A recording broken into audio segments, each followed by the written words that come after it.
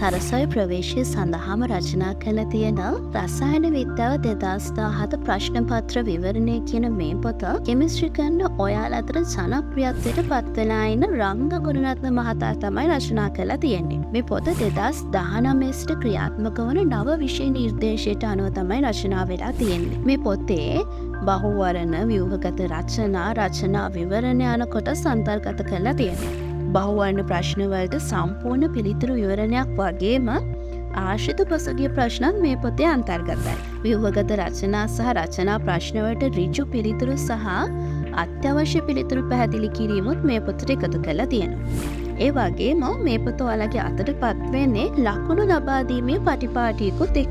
මේ පොත රසායන විද්‍යාව සම්බන්ධ අංග සම්පූර්ණ අධ්‍යයන කෘතියක් විදිහට හඳුනා ගන්න පුළුවන්. පිටු 116කින් යුක්ත මේ පොත රසායන විද්‍යාව හදාරන ඔයාලා අනිවාර්යයෙන්ම පරිශීලනය කළ යුතු පොතක්.